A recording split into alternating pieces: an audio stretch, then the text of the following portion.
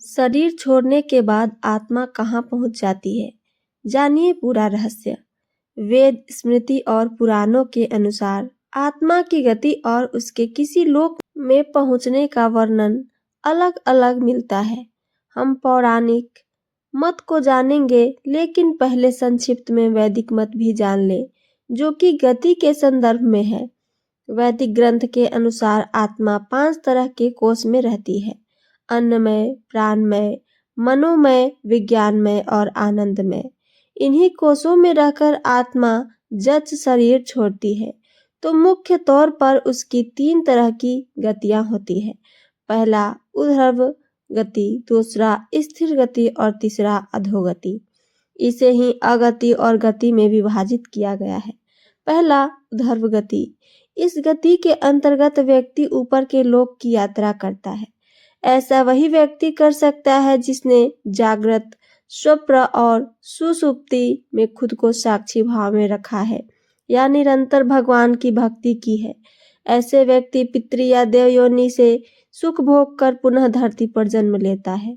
दूसरा स्थिर गति। इस गति का अर्थ है व्यक्ति मरने के बाद न ऊपर के लोक गया और न नीचे के लोक में, अर्थात उसे यही तुरंत ही जन्म लेना होगा। यह जन्म उसका मनुष्य योनि का ही होगा। तीसरा अधोगति।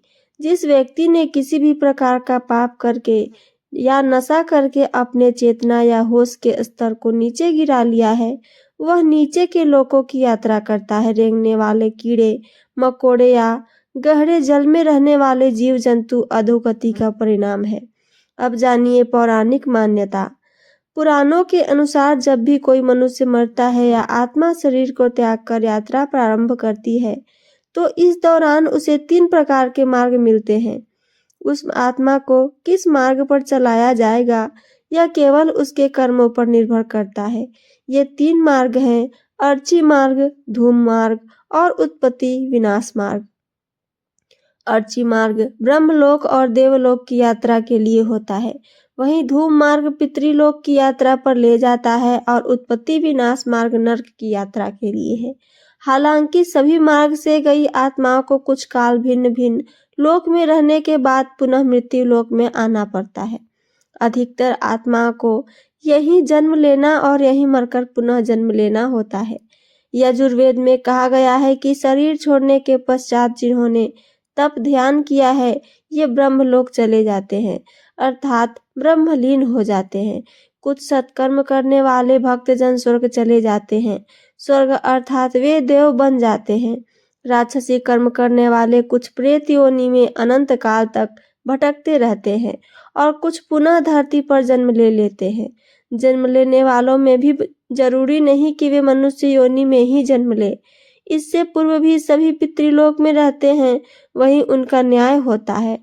आत्मा 17 दिन तक यात्रा करने के पश्चात 18वें दिन यमपुरी पहुंचती है।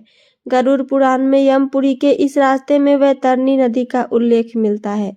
वैतरणी नदी विष्ठा और रक्त से भरी होती है। जिसने गाय को दान किया है वह इस वैतरणी नदी को आसानी से पार कर यमलोक पहुंच जाता है, अन्यथा इस नदी में डूबते रहते हैं और यमदूत उन्हें निकालकर धक्का देते रहते हैं। यमपुरी पहुंचने के बाद आत्मा पुष्पोदका नामक एक और नदी के पास पहुंच जाती है, जिसका जल स्वच्छ होता है और जिसमें कमल के फूल खिले रहते हैं। इसी नदी के किनारे छायादार वट का एक वृक्ष है, जहां आत्मा थोड़ी देर विश्राम करती है। यहीं पर उसे उसके पुत्रों या परिजनों द्वारा किए गए पिंडदान और तर्पण का भोजन मिलता है, जिससे उसमें पुनः शक्ति का संचार हो जाता है। यमलोक के 4 द्वार हैं। 4 मुख्य द्वारों में से दक्षिण के द्वार से पापियों का प्रवेश होता है। यम नियम का पालन नहीं करने वाले निश्चित ही इस द्वार में प्रवेश करके कम से कम 100 वर्षों तक कष्ट झेलते हैं। पश्चिम का द्वार ऐसे जीवों का प्रवेश होता है जिन्होंने दान पुण्य किया हो, धर्म की रक्षा की हो और तीर्थों में प्राण त्यागे हों। उत्तर के द्वार से वही आत्मा प्रवेश करती है जिसने जीवन में माता पिता की खूब सेवा की हो, हमेशा सत्य बोलता रहा हो और हमेशा मन वचन कर्म से अहिंसक हो। पूर्व के द्वार से उस आत्मा का प्रवेश होता है जो योगी ऋषि सिद्ध और संबद्ध है। इसे स्वर्ग का द्वार कहते हैं। इस द्वार में प्रवेश करते ही आत्मा का गंधर्व देव अप्सराएं स्वागत करती हैं। माना जाता है कि जब कोई व्यक्ति मरता है तो सबसे पहले वह गहरी नींद के हालात में ऊपर उठने लगता है। जब आंखें खुलती है तो वह स्वयं की स्थिति को समझ नहीं पाता है। कुछ जो होश व हवास में वे समझ जाते हैं। मरने के 12 दिन के बाद यमलोक के लिए उसकी यात्रा शुरू होती है। वह हवा में स्वतः ही उठता जाता है। जहाँ रुकावट होती है वहीं उसे यमदूत नजर आते हैं, जो उसे ऊपर की ओर गमन कराते हैं। आत्माओं के मरने की दिशा उसके कर्म और मरने की तिथि अनुसार तय होती है। जैसे कृष्ण पक्ष में देह छोड़ दी है तो उस काल में दक्षिण और उसके पास के द्वार खुले होते हैं, लेकिन यदि शुक्ल में देह छोड़ी है तो उत्तर और उसके आसपास के द्वार खुले होते हैं। लेकिन तब कोई नियम काम नहीं करता जबकि व्यक्ति पाप से भरा हो। शुक्ल में मरकर भी यदि वह दक्षिण दिशा में गमन करता है। इसके अलावा उत्तरायण और दक्षिणायन सबसे ज्यादा महत्व होता है। उत्तरायण में मरने वाले 4 द्वारों, 7 तोरणों तथा पुष्पोदका, वैवस्वती आदि सुरम्य नदियों से पूर्ण अपनी पूरी में पूर्व, पश्चिम तथा उत्तर के द्वार से प्रविष्ट होने वाले पुण्यात्मा को भगवान विष्णु के दर्शन होते हैं, जो शंख चक्र गदा पद्मधारी चतुर्भुज नीलाभ रूप में अपने महाप्रसाद में रत्नासन पर दर्शन देते हैं। ऐसी शुभ आत्मा स्वर्ग का अनुभव करती है और उसे शांति व स्थिरता मिलती है।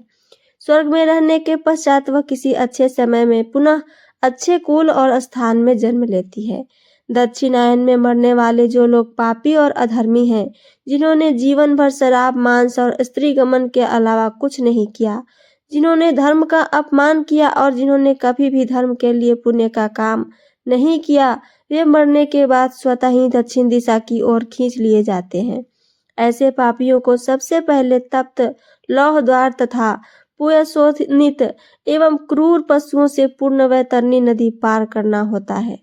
नदी पार करने के बाद दक्षिण द्वार से भीतर आने पर वे अत्यंत विस्तीर्ण सरोवर के समान नेत्र वाले, धूम्रवर्ण प्रलय मेघ के समान गर्जन करने वाले, ज्वालामय रोमधारी, बड़े तीक्ष्ण प्रज्वलित दंतयुक्त षंडसी जैसे नखों वाले, चर्म वस्त्रधारी, कुटिल भ्रिकुटी भयंकरतम वेश में यमराज को देखते हैं।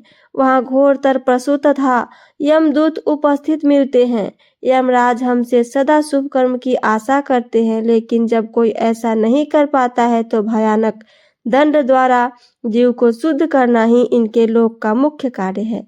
ऐसी आत्माओं को यमराज नरक में भेज देते हैं। तो ये थी मेरी आज की जानकारी। मेरी जानकारी पसंद आई हो तो चैनल को सब्सक्राइब करके वीडियो को लाइक करना ना भूलें। साथ साथ अपना एक प्यारा सा कमेंट करके हमें जरूर बताइए। सुनने के लिए धन्यवाद। जय श्री कृष्णा। राधे राधे।